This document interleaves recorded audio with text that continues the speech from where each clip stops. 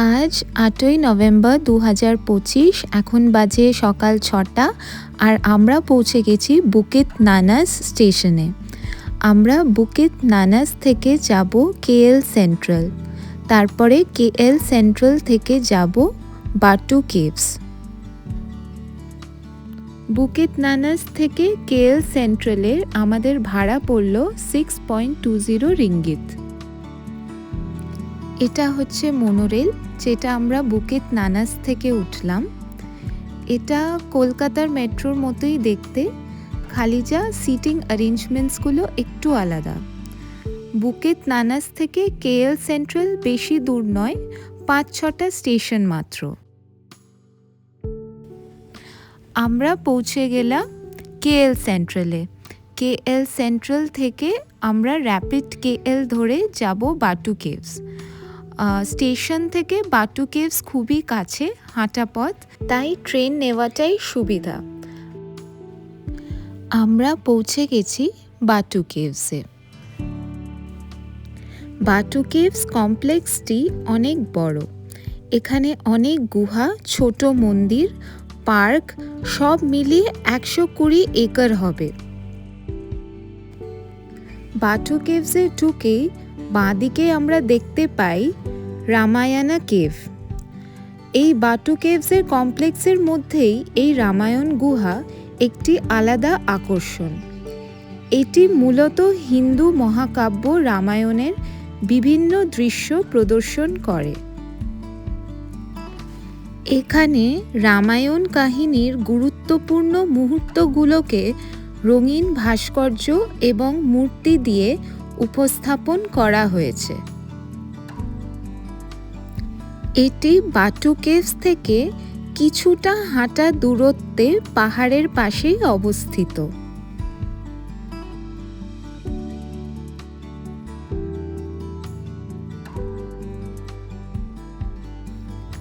বাটু কেভসের বেসে ছোট মাপের অনেক মন্দির দেখা যায়।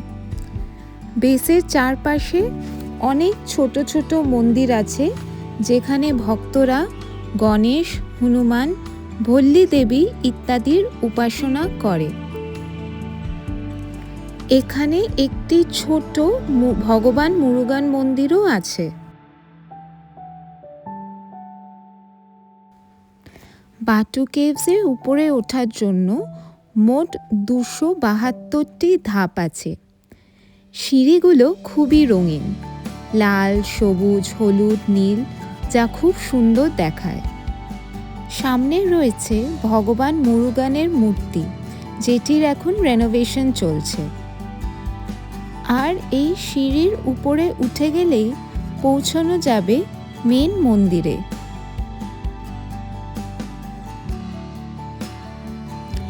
এই ২৭২টি রঙিন ধাপ বাটু কেভসের সবচেয়ে আইকনিক অংশ। এই ধাপগুলো চড়ার সময় প্রায় কার্ডিও এক্সারসাইজের সমতুল্য ব্যায়াম হয়। বাটু কেভসে সকালে আসাই ভালো, কারণ তখন রোদও কম থাকে আর মানুষজনের ভিড়ও কম থাকে, আর অতগুলো সিঁড়ি চড়তেও সুবিধা হয়।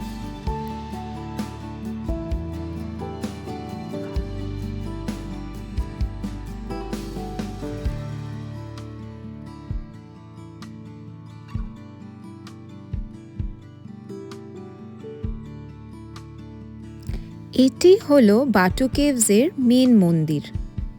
এটি মূলত একটি প্রাকৃতিক চুনাপাথরের পাহাড় ও গুহা কমপ্লেক্স। পাহাড়ের উচ্চতা প্রায় ১০০ মিটার। গুহার ভেতরে উচ্চতা প্রায় ৪০ থেকে ৪৫ মিটার। গুহার ভেতরে ২টি মন্দির রয়েছে এবং ছোট ছোট বিভিন্ন সোভেনিয়ারের দোকান রয়েছে। বাটু কেভস গুহাটি মোটমাট ৪০ থেকে ৫০ মিলিয়ন বছর পুরনো। এই যে কেভটি দেখছেন, এটি মেনলি চুনাপাথর দিয়ে তৈরি। লক্ষ লক্ষ বছর ধরে জল, বৃষ্টি ও প্রাকৃতিক ক্ষয়ের মাধ্যমে ধীরে ধীরে এই গুহাটি তৈরি হয়। মন্দিরের সামনে জুতো খোলার জায়গা রয়েছে, সেখানে পা ধুয়ে ভক্তরা তারপরে মন্দিরে প্রবেশ করে। এটি শ্রী সুব্রমণ্য স্বামী মন্দির, যেটি ভগবান মুরুগানকে উৎসর্গিত। বাটু কেভস দেখার পর আমরা রওনা দিলাম কেএলসিসি অ্যাকোয়ারিয়ার উদ্দেশ্যে। তার জন্য আমরা আবার নিয়ে নিলাম র্যাপিড কেএল।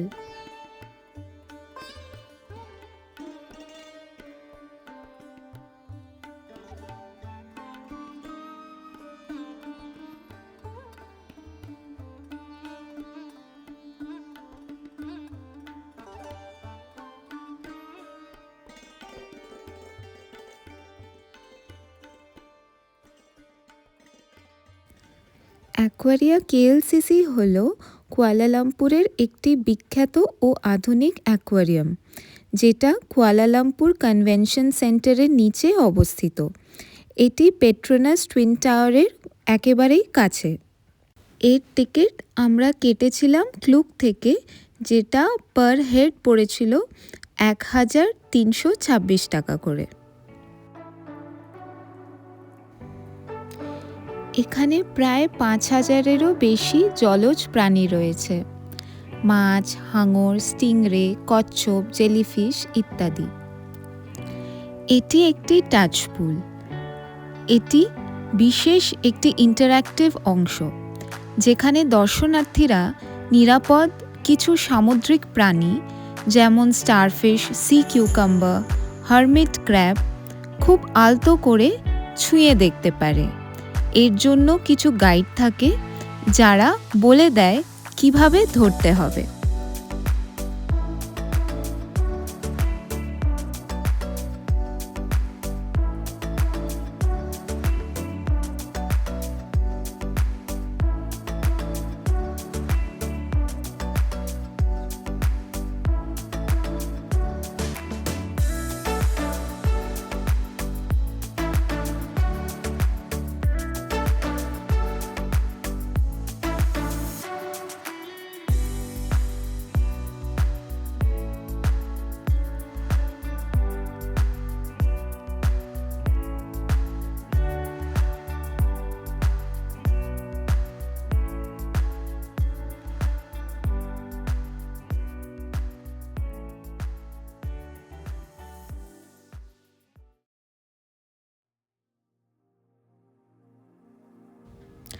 এখানে নানা প্রজাতির সামুদ্রিক উদ্ভিদ, প্রাণী আর সরীসৃপ রয়েছে।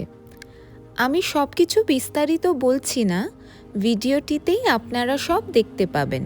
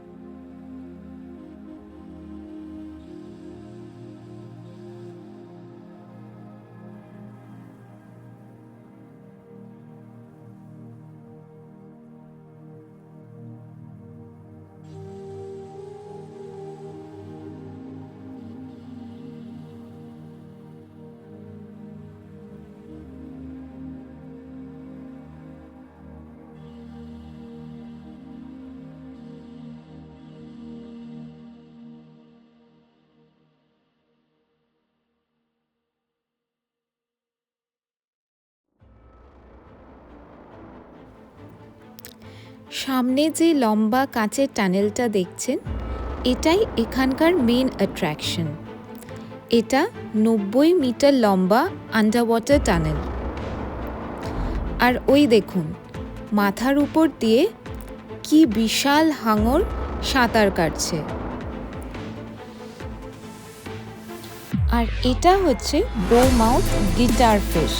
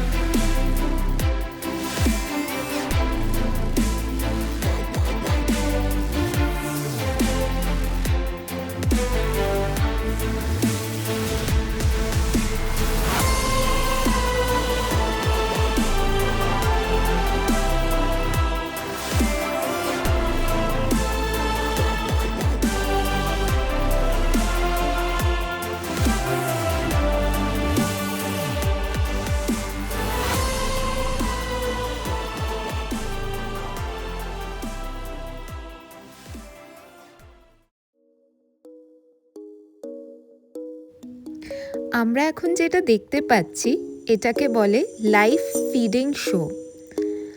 আর টানেলটা এতটাই ওয়েল মেনটেনড, পরিষ্কার, এত স্বচ্ছ যে সব কিছু দেখতে সত্যিই খুব আকর্ষণীয় লাগছে।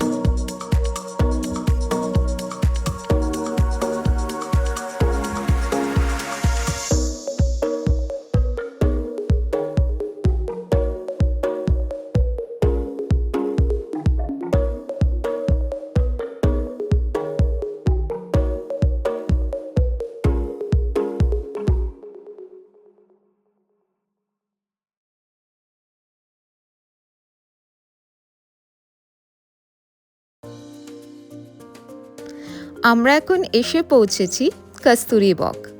এটা মালয়েশিয়ার জনপ্রিয় ফ্লি মার্কেট। এখানে রাস্তার দুধারে বিভিন্ন ছোট ছোট স্টল আছে যেখানে কম দামে অনেক কিছু পাওয়া যায়। বাঁদিকে যেমন আছে খাওয়ারের স্টল, ডান দিকে পাওয়া যায় ফ্যাশন অ্যাক্সেসরিজ। ব্যাগস থেকে শুরু করে জুয়েলারিজ, কসমেটিক্স, জামা কাপড় সব কিছুই এখানে পাওয়া যায়। আর এখানে বার্গেন করাটা খুবই নর্মাল। এই জায়গাটা খানিকটা আমাদের কলকাতার নিউ মার্কেটের মতো, খুব লাইভলি একটা জায়গা। পাশেই আছে সেন্ট্রাল মার্কেট, ঠিক আমাদের হগস মার্কেটের মতো।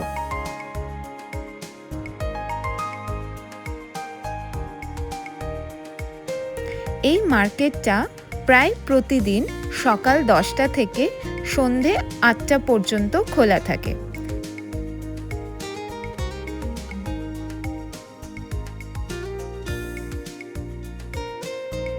আমরা কেএলসিসি অ্যাকোয়ারিয়া থেকে র্যাপিড কেএল ধরে পাসার সেনি এলআরটি বা এমআরটি স্টেশনে নামি। সেখান থেকে 3 থেকে 5 মিনিটের হাঁটা পথ। এখানে লোকাল স্ট্রিট ফুড খুবই ভালো। আমরা ট্রাই করেছিলাম ডুরিয়ান আইসক্রিম। আইসক্রিমের স্মেলটা একটু স্ট্রং ছিল, বাট খেতে খুবই ভালো।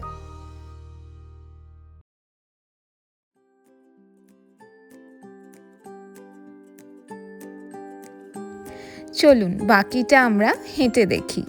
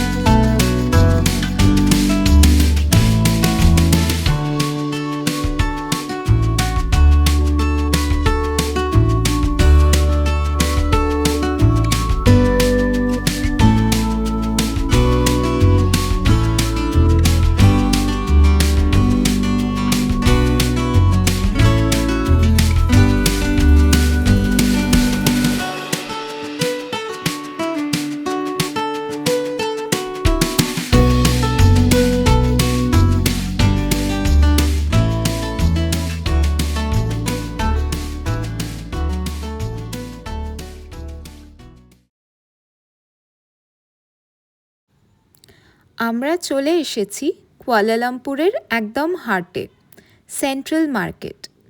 যারা মালয়েশিয়ার সংস্কৃতি, হস্তশিল্প আর লোকাল ফুড একসাথে দেখতে চান, তাদের জন্য এটা একটা পারফেক্ট জায়গা। এই বিল্ডিংটা 1888 সালে নির্মিত, মানে 100 বছরেরও বেশি পুরনো। এখানে এলে আপনি পাবেন একদম খাঁটি মালয়েশিয়ান হ্যান্ডিক্রাফট। ট্যুরিস্টদের জন্য সোভেনিয়ার কেনার বেস্ট জায়গা।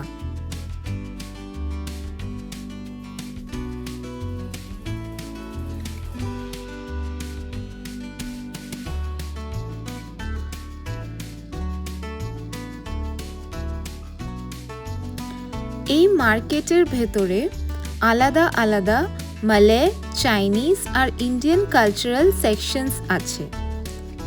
এটাই সেন্ট্রাল মার্কেটের সবচেয়ে বড় স্পেশালিটি। এটি দুতলা মার্কেট, আর যারা আর্ট ভালোবাসেন তাদের জন্য এটা একদম হিডেন জেম।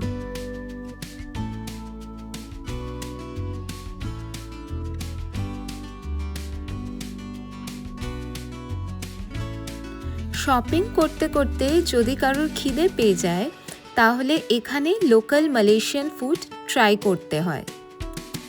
আমরা যেহেতু লাঞ্চ করেই এসেছিলাম, আগামীকাল এখানে এসে লাঞ্চ করব।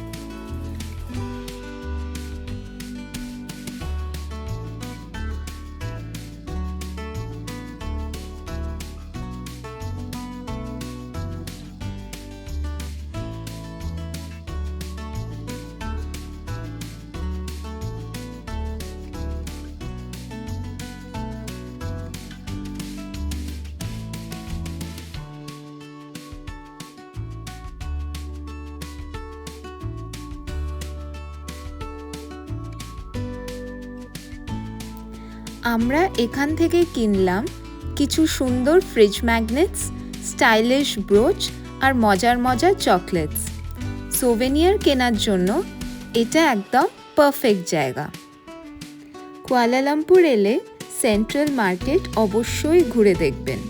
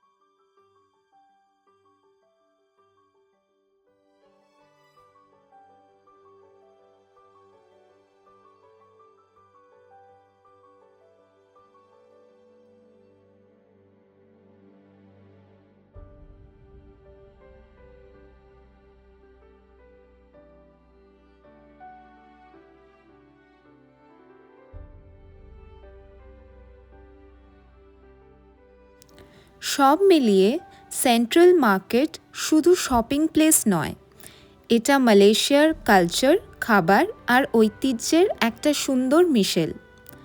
আপনি যদি কখনো এইদিকে আসেন তাহলে এই জায়গাটা কখনোই মিস করবেন না।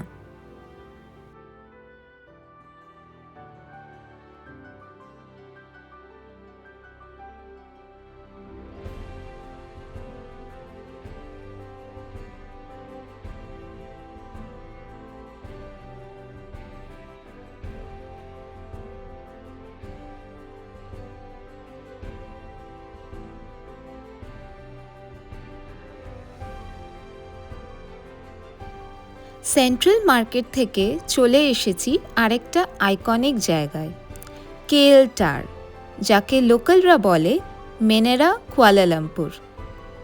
এটা শুধুমাত্র একটা টাওয়ার নয়, এটা পুরো কুয়ালালামপুর শহরের একটা পরিচয়। প্রায় 421 মিটার উঁচু এই টাওয়ারটা একসময় ছিল বিশ্বের সবচেয়ে উঁচু টেলিকমিউনিকেশন টাওয়ার। আমরা এই যে দৃশ্য দেখতে পাচ্ছি, এটা অবজারভেশন ডেক থেকে। যারা একটু অ্যাডভেঞ্চার ভালোবাসেন তাদের জন্য এখানে আছে স্কাই বক্স, একদম কাঁচের বাক্স, যার ভেতরে গিয়ে আপনি ছবি তুলতে পারবেন, আর নিচে তাকালেই সত্যি গা শিউরে উঠবে। এর জন্য আলাদা টিকিট কাটতে হয়, আর আমরা যখন অবজারভেশন ডেকে উঠেছিলাম তার জন্য আলাদা টিকিট কাটতে হয়েছে। আমাদের দুজনের ভাড়া পড়েছিল 6,374 টাকা। আর যদি কেউ ফুড লাভার হন তাহলে এখানকার রিভলভিং রেস্তোরাঁও আছে, এখানে বসে খাওয়া দাওয়া করতে পারবেন আর চারিদিকে ঘুরতে থাকা শহরের ভিউ দেখতে পারবেন। সত্যি বলতে কি, কেএল টাওয়ার এমন একটা জায়গা যেখানে দিনের বেলা যেমন সুন্দর, রাতের আলোয় আরও বেশি ম্যাজিক্যাল লাগে। উপর থেকে দেখা যায় Petronas twin towers, KLCC park, Merdeka, মসজিদ জামেক এরিয়া, বুকিত নানাস ফরেস্ট রিজার্ভ, রাস্তা, ফ্লাইওভার ও ট্রাফিক। রাতে পুরো শহর আলোয় ঝলমল করে। এই উচ্চতা থেকে কুয়ালালামপুরকে দেখলে বোঝা যায় শহরটা আসলে কত সুন্দর আর কত জীবন্ত।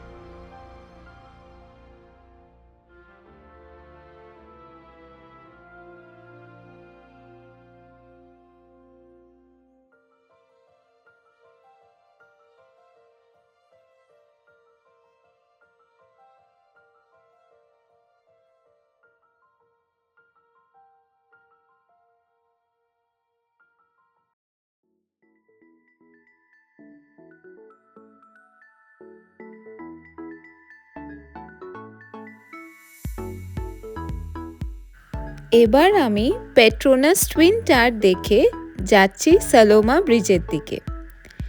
এই জায়গাটা কিন্তু কেএলের আরেকটা বড় আকর্ষণ। যারা কুয়ালালামপুরে এসেছেন তারা কিন্তু সালোমা ব্রিজ মিস করবেন না। বিশেষ করে সানসেট বা রাতের বেলা এলে লাইটিংয়ের জন্য ছবি আর ভিডিও দুটোই দারুণ আসে।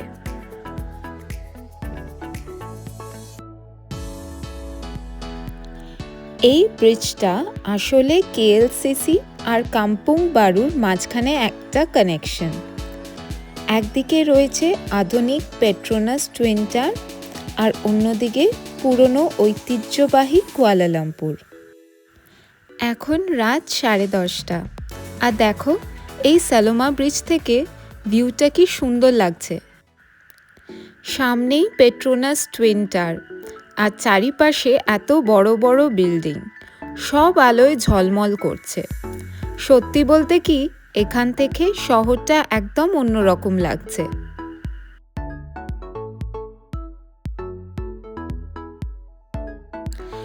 এই ব্রিজটার ডিজাইনটা এসেছে মালয়েশিয়ার ট্রেডিশনাল সংকেত কাপড় থেকে, যেটাকে আরও ইউনিক করে তুলেছে। এখান থেকে শহরটা একদম অন্যরকম মনে হয়। এখনো প্রচুর লোকজন, গাড়ির লাইট, শহরের ব্যস্ততা। একদমই মনে হচ্ছে না যে এখন রাত 10টা বেজে গেছে। এটাই বোধহয় কুয়ালালামপুরের আসল ম্যাজিক। রাতেও শহরটা জেগে থাকে, আলোয় ভরা, প্রাণে ভরা।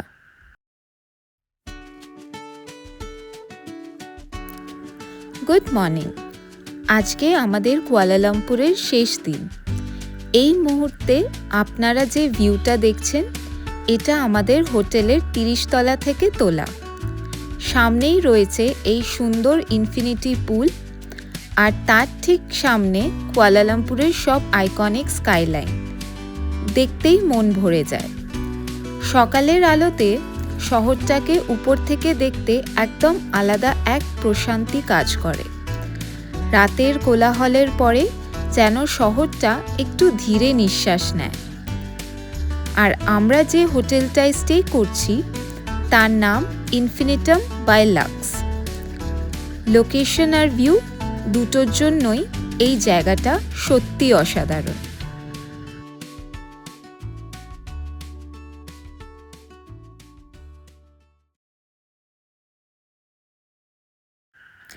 আজকে আমাদের আইটিনারিতে সেরকম কোনো ঘোরাঘুরি নেই। একটু রেস্ট নেওয়ার পরে আমরা বেরিয়ে পড়লাম আবার কস্তুরী ওয়াকের দিকে।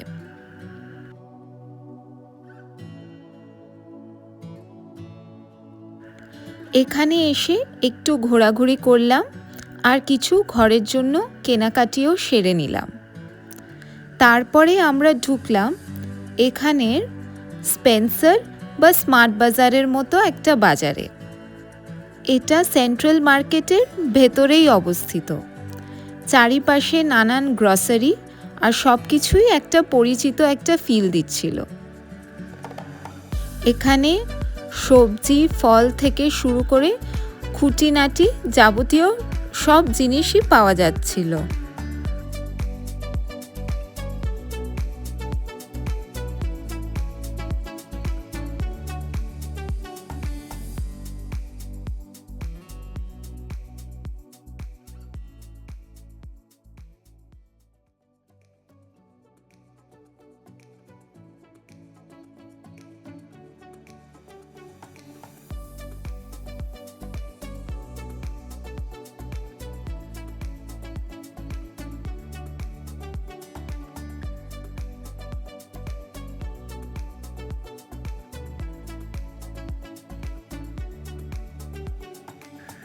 যেহেতু আজ আমাদের কুয়ালালামপুরের শেষ দিন, তাই আমরা ঠিক করলাম একটা ভালো রেস্তোরাঁয় গিয়ে এখানকার ট্র্যাডিশনাল খাবারগুলো ট্রাই করব। সেন্ট্রাল মলের ভেতরেই একটা ভালো রেস্তোরাঁ পেয়েছিলাম, সেখানেই আমরা লাঞ্চটা সেরে নিয়েছিলাম। আমরা নিয়েছিলাম কিউকাম্বার বাবল ড্রিঙ্ক, তার সঙ্গে নাসি লেমাক আর ম্যাঙ্গো স্টিকি রাইস। সব মিলিয়ে খাবারটা সত্যি বেশ ভালো ছিল। খাওয়া দাওয়ার পর আবার একটু সেন্ট্রাল মার্কেট ঘুরে নিলাম। তারপর ট্রেনে করে ফিরে এলাম আমাদের হোটেলে। লাগেজগুলো আমরা আগে থেকেই প্যাক করে রেখেছিলাম, তাই হোটেলে এসে জাস্ট একটু ফ্রেশ হয়ে আমরা এয়ারপোর্টের জন্য রওনা দিলাম। এটা ছিল আমাদের প্রথম ইন্টারন্যাশনাল ট্রিপ। আর এই ট্রিপে আমরা ঘুরলাম দুটো সিটি, কুয়ালালামপুর আর লাঙ্কাউই। দুটো সিটি ভীষণ পরিষ্কার। রাস্তাঘাটে কোথাও কোনো নোংরা আবর্জনা কিছুই চোখে পড়েনি। সব কিছু এত সুন্দরভাবে মেনটেন করা হয়েছে যে দেখলেই ভালো লাগে। আর যেটা সবচেয়ে ভালো লেগেছে সেটা হচ্ছে লোকজনের ডিসিপ্লিন। গাড়ি, মানুষ সবাই নির্দিষ্ট নিয়ম মেনেই চলেছে। রোড পারাপার মানে একটা নির্দিষ্ট জায়গা দিয়েই। গাড়ি স্পিড কন্ট্রোল করা, অকারণে হর্ন নেই। সত্যি বলতে আমাদের এখান থেকেও অনেক কিছু শেখার আছে। আর অনেকেই ভাবেন বিদেশ ভ্রমণ মানেই খুব বেশি খরচ, একা কিভাবে যাব, এই সব চিন্তা।